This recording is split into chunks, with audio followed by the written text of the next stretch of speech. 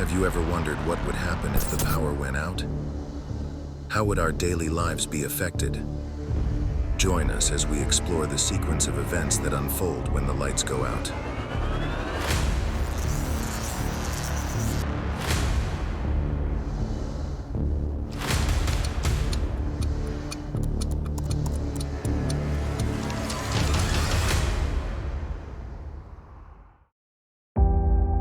Imagine, it's just a normal day, just like always.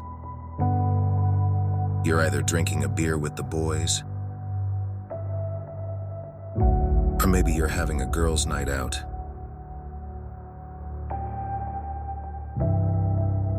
But then all of a sudden, the lights go out.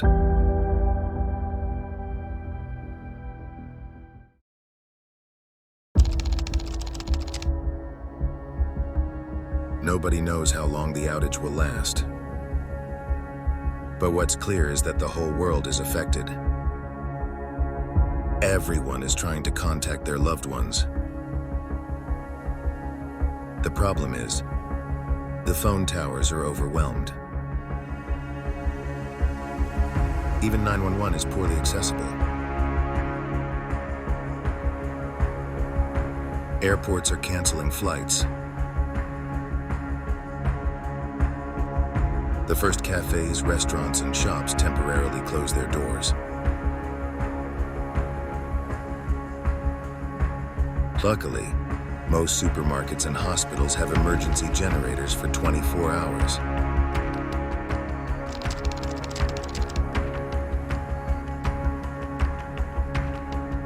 After about 2 hours, the telephone network has failed. From now on, your smartphone is just a flashlight. Some of the most critical masts are still working on diesel generators, but only emergency services can use them. Only in America there are over 1 million elevators. Imagine all those thousands of people who are stuck in those elevators. And from now on, no phone, no communication, no nothing. Meanwhile, diesel generators provide emergency power in all major government buildings. They are communicating through the ECC, Emergency Communication Center.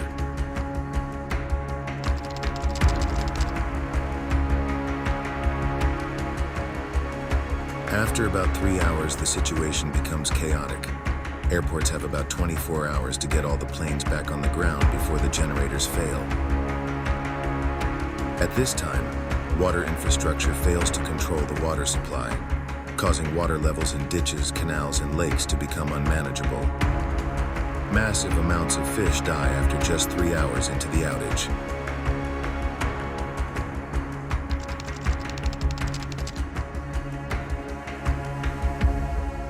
Most of the scenario-based plans the government made ends after 4 hours.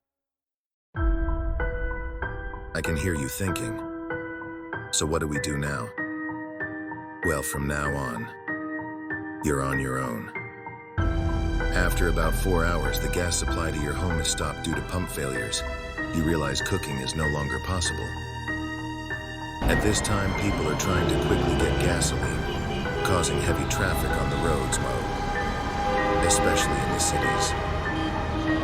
Your government urges everyone to stay at home so you comply. If you are lucky, you have a transistor radio nearby. The white zone is for immediate.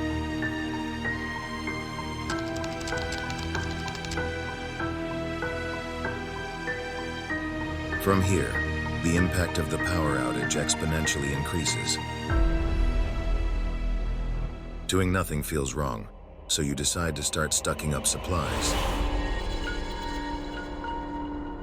Because the supply chain also stopped, almost all shelves are empty. After about 8 hours, hospitals only provide life-threatening care. The only thing you can think about is your old bedridden, living alone mother. You can't call her and she can't call anyone either. Will the district nurse still visit her?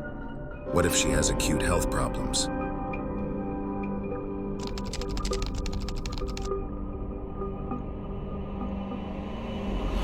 After about 16 hours of no electricity, all shops are closed. There still is limited shortwave radio, but broadcasters report not knowing how much longer they can broadcast using their generators. At this time, most people just sit at home and play board games. In the late evening, you walk into your garden and you realize you have never seen so many stars before. It reminds you of a cheap horror movie.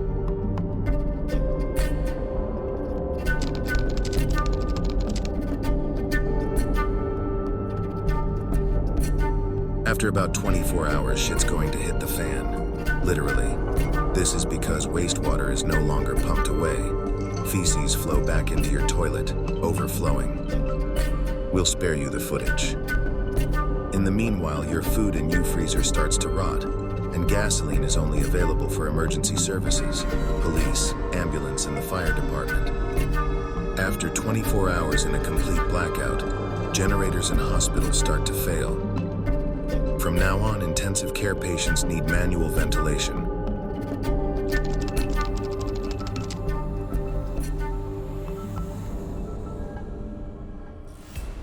After 48 hours, the panic really kicks in. There is no more water coming from the tap anymore. Everywhere around the world, the looting intensifies. People are getting robbed on the streets. It won't be safe anymore to go outside. And after 48 hours, more and more people are gathering on the streets to riot with the police. The chaos will be so bad that the police won't be able to handle it anymore. A lot of policemen can't mentally deal with the situation anymore. And remember, this is just after 48 hours.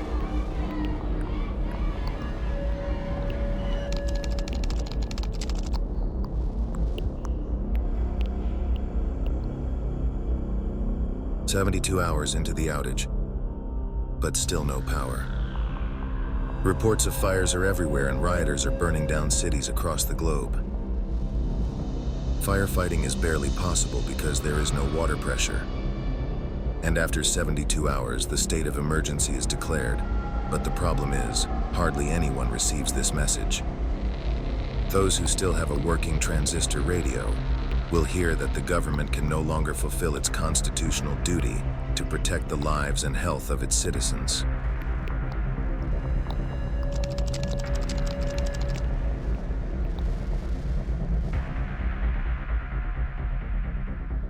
After 96 hours, the riots will get real bad.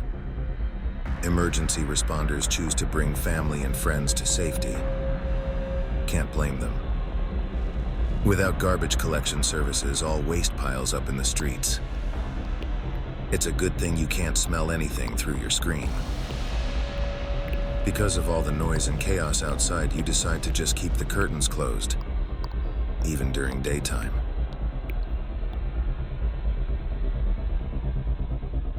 In the evening, strangers knock on doors of houses where there is still light. Now remember, at this time, they are not coming for some sugar. They want your canned food and water.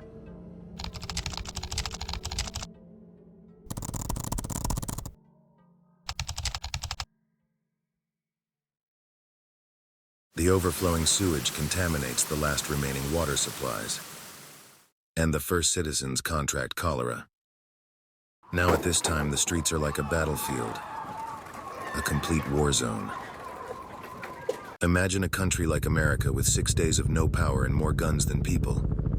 Now that is a toxic cocktail for pure chaos.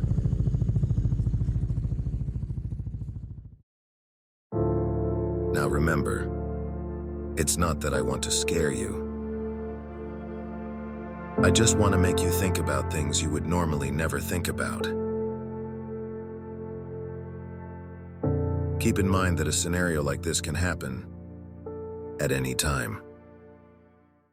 Oh yeah, and if you like this video, please give it a big thumbs up and subscribe to our channel. See you next time. Hopefully.